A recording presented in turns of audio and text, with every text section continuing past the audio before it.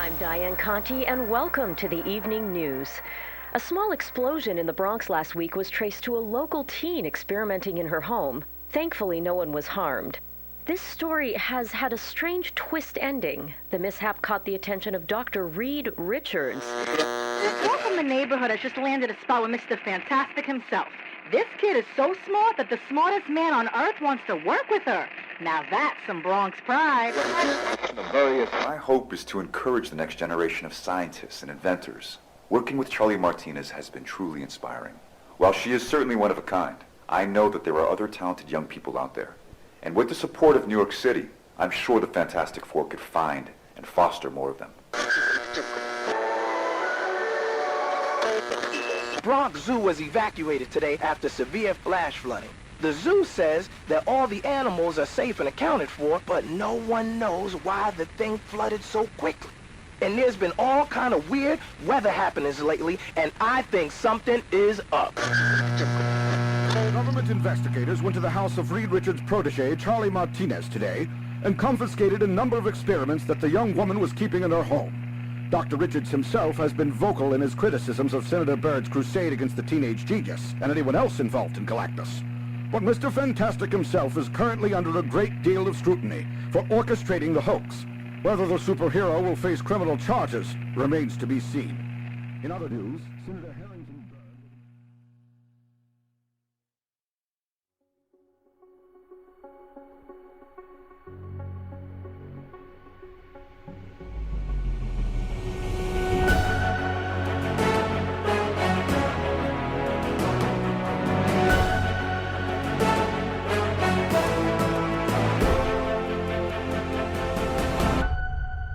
Marvel and Stitcher present Marvels, based on the graphic novel by Kurt Busiek and Alex Ross. Episode 7, I Feel Fine.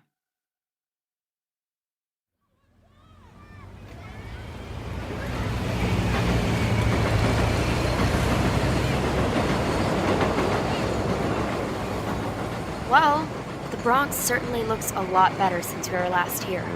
New York has bounced back quick. Are you sure you don't want me to carry that radio for you? It's all right, I've got it. It's no heavier than my camera bag. As long as Mr. Urich gets here soon. Speak of the devil. You talking about me? Yeah, what took you so long? Jonah was giving me flack for taking Bugle property. Asked me why the hell I'd bring my office radio to the Bronx. Why the hell did I bring my office radio to the Bronx? Remember Charlie Martinez? Of course I do. Well? You want us to ask for her help again. Well, we're not exactly her favorite people. There's a chance that she'll be able to figure out who's been sending you messages through the radio. It's the best option we have. It is if we can get past her mother. She wasn't exactly thrilled the first time, remember?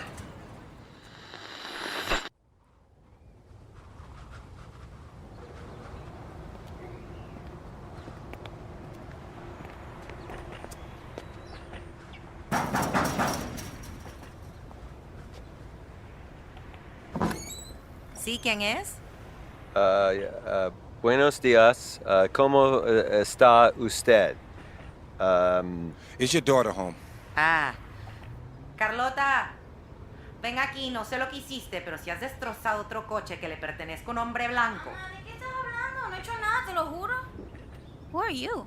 Carlotta Martinez? I go by Charlie. Well, Charlie, this is Phil Sheldon and Marcia Hardesty. My name's Ben Urich. We're from the Daily Bugle, and we're doing a story on Dr. Reed Richards. We were hoping to talk to you. You're from the Daily Bugle? Mamá, son del periódico más reconocido de Nueva York. Sé lo que es el Daily Bugle, pero ¿qué demonios están haciendo aquí? Yeah, that's right, the Bugle. Mind if we come in and ask you some questions? Of course. Carlota, ¿qué estás haciendo? Están haciendo un informe sobre el Dr. Richards, mamá. Mamá, por favor, no son peligrosos, lo prometo. Bueno, les doy 10 minutos y se largan. Gracias, mamá. Come in. Come in. Thank you. We won't be long, Mrs. Martinez. Nosotros es... Primero Mr. Fantastic nos visita y ahora todo el Daily Bugle. Are you sure your mom is okay with this? Oh, she's fine. She's just a little on edge after, you know. Were things bad here the day of the invasion? I mean, we got the fire in Rock Sky like everyone else. That really set the whole neighborhood off. people were yelling about revelations and the end times. Yeah, that sentiment seemed to be going around. But I knew the Fantastic Four would sort it out. How'd you end up working with Reed Richards anyway? Well, I sent him a bunch of letters. Well, blueprints for gadgets mostly. One of them finally got his attention, and then when, I caused that minor explosion, he thought it might be a good idea for me to work in a more controlled environment. Which one? Huh? Which gadget got his attention? Oh, it's this thing that I call the ignifier. So basically what it does is, you know what? Let me just show you. What are the chances that we get blown up in this kid's room? It sounds like Reed has gotten experiments under control. Right in here.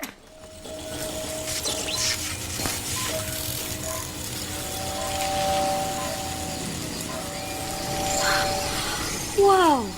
Yeah, this looks very under control. Charlie, does Dr. Richards know about all of this? Yeah, of course. Oh, don't worry. I keep all the really volatile experiments at the Baxter building. This is mostly just tinkering. And does your tinkering include, what did you call it?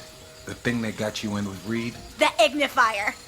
Right, the ignifier. What is it? It's an imaging machine. Like an X-ray? No. It doesn't show you images of something that's already there. It makes images. Here. The full machine is at Dr. Richards' lab now, but here's some of my early sketches. And by makes images, you mean... Ignis fatuus. Come again? Ignis fatuus. It's Latin. Neat. Literally means foolish fire, but it's basically like an illusion. Like what Mysteria does. That's actually how I came up with it. What do you mean? Well, I managed to get my hands on a little bit of mysterious technology after the last time Spider-Man beat him. I was hoping to, reverse engineer it and give it to Spider-Man. Let him give Mysterio a taste of his own medicine. But then Dr. Richards found me. And so I did even better than reverse engineer it. I actually improved on it. Or at least that's what Dr. Richards says. Improve on it how? Well, so you know how Mysterio uses like smoke and holograms and stuff to make illusions? Sure. Well, I've taken that basic idea and just souped it up a bit. It's still a work in progress, but when we get it right, the ignifier will be able to create large-scale, solid, three-dimensional illusions. You don't say. How large scale are we talking here? What do you mean? Charlie, could the ignifier make a 30-foot giant? What? Oh, shit! Not again! Is it supposed to catch on fire? No. It's supposed to be a battery for a hoverboard, but it keeps exploding if I run it for more than 20 minutes. I can't seem to get the mechanisms right. A hoverboard? Like the one the Silver Surfer had? Huh? Charlie, how much of this tech have you shared with Reed Richards? Like all of it? Why? What kind of story are you guys writing again? Did you read the Bugle this morning? No, I haven't had time. Why?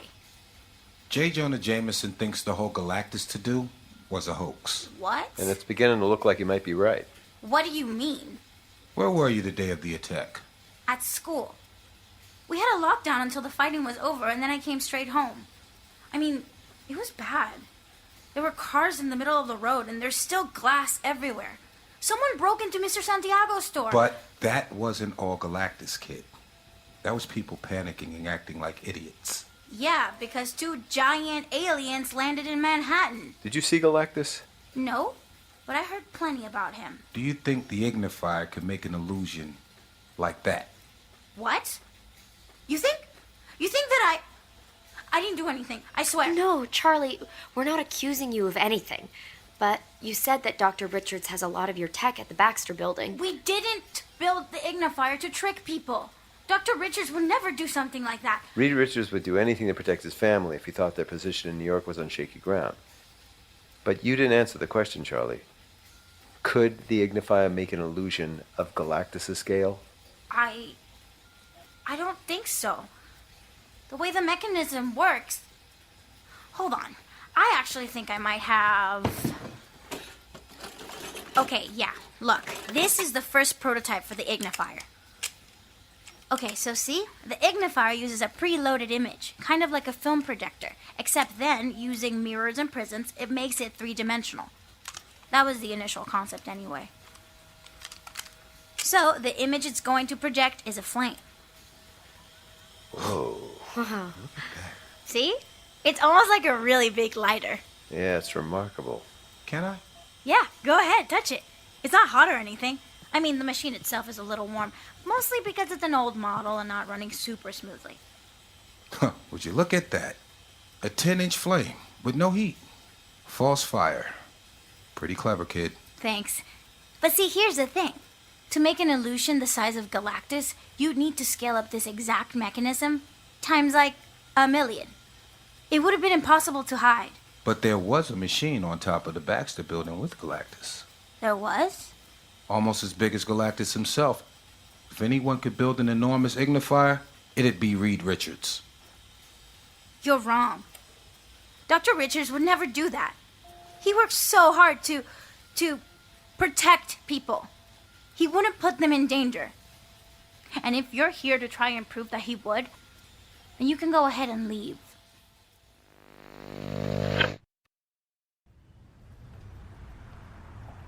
Mr. Shelton? Are you gonna knock? Yeah, I'm just not sure how happy Charlie's going to be to see us.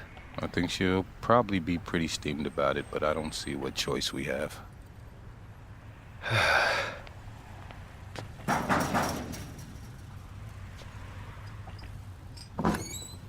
See? Oh, it's you. Hello, Mrs. Martinez. Could we speak... Carlota, esos periodistas mentirosos del Bugle regresaron. Guess she remembers us. What do you want? Could we come in, Charlie? I don't have anything more to say to you. Han venido a culparte por algo más. Charlie, it's important. This isn't about another story. We need your help. New York needs your help. Nicely done. Thank you. ¿Qué hacen cargando todos esos radios? What's with the radios? That's what we need your help with. Fine. Come on through. Mira, no puedes entrar, Cas, que se te quebre un juguete. Oh, porque aquí no okay. es un Thank taller you, de Miss reparación. Martinez. We'll be quick, I promise. Un momento tranquilo con este. Wow, it's very, clean in here. Charlie, where are all your experiments? After your article, the police came and confiscated everything. Said it was too dangerous for me to have that kind of stuff in my home. What kind of stuff? The kind of stuff that could create a 30-foot giant. Yeah, we're sorry you got dragged into this, Charlie. That was never our intention. Yeah, well, I did get dragged into it. It wasn't just a Fantastic Four that got hurt by your article. People have been talking about me in school, in the neighborhood. Everyone thinks that I had something to do with the hoax. You've made me a total pariah. People shouldn't be blaming you. What Reed Richards did was wrong, but it wasn't your fault. Dr. Richards didn't do anything.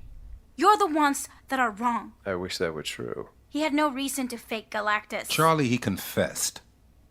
But that's not what we hear about today. There's been a, development in the story. You mean you were wrong? I mean, we have new information. These have been acting up. You know there are places you can take broken electronics. We're getting messages. Messages that we think might have to do with Galactus. And they're coming out of these radios? Yep. Both Mr. Urich and my radio went on the fritz. Static and weird sounds and a voice. The radios have always been in the same place. My office and the ESU film lab. And no one was touching the dial when they started acting up. You do know how radios work, right? They pick up electronic signals, and sometimes that means signals they're not supposed to pick up on. Mr. Urich, you work in an office that I'm sure has other radios in it, and I bet the film lab is full of things that create interference. Interference that would cause a radio to turn itself on? What? Last night, my radio, the one you're looking at right now, it just turned on. Nothing else was happening in the room at the time, and then there were just these sounds. Like someone put on a bunch of radios and record players all at once and put it on full blast. Okay. Mr. Urich, when was the last time a message came through this radio? A couple of days ago. But it was different than what happened with Marcia's. I thought I could hear a voice saying something about Galactus. Oh, sorry. Did you need me to keep it intact? I figured you'd be cool with your radio being broken in service of, journalism or whatever you guys are doing. That's, not my radio. Oh. Well, it's not like they can give you detention in college, right? Well, no, but... Shh. Listen. The creature known as Galactus has been defeated by our very own Fantastic Four. That was it. That was the voice I heard. You're sure? Galactus amenazaba a consumir nuestro mundo. Was that Spanish? Yeah, something about the world. Does it know you're here? That I'm listening? I don't know. I'm sure you're not in any danger, Charlie. No, that's not what... If it knows where we are, then that means it's targeted. Like we thought. It's trying to communicate with us specifically. Right, yeah, I get that. But it knows where we are, specifically, right now. And if whoever is doing this can locate you, that means I can locate them. You can? Yep. So are you going to? Only if you let me come along. Charlie, I'm not sure that's a good idea. Look, you dragged me and Dr. Richards through the mud. You owe me. She's right. Fine. What do you need to find the source?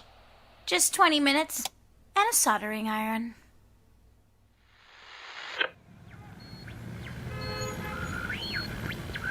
Are you sure this is going to work? I told you, by tuning into the same frequency that spooky voice guy was using, I can retrace the path and find the origin. With a gadget you made out of radio parts on the phone? Yep. I'm gonna need some money for a new telephone, by the way. You said it was an old one. I lied. My mama's gonna be furious. If this works, I'll buy you 10 phones. Not sure what we'd do with that.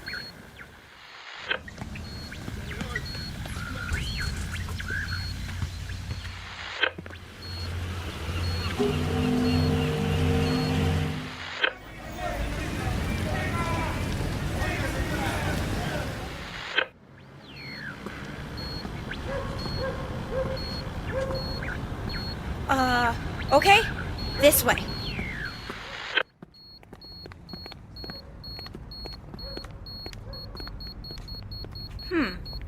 What is it? How do we feel about breaking and entering?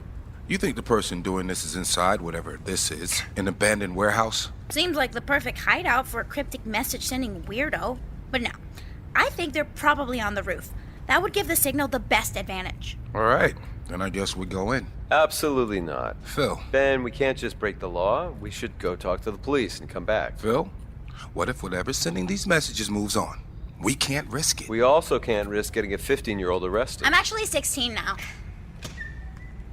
Well, it's not locked anymore. Nice. How? Bobby pin. Unsurprisingly, a door to an abandoned building is not more secure than the locks on the girls' dorms at ESU. Marcia. Come on, Mr. Sheldon. We've already done the breaking. Might as well do the entering. We'll be up to the roof and back in no time. I guess I should be grateful that it's not a 20-floor walk-up.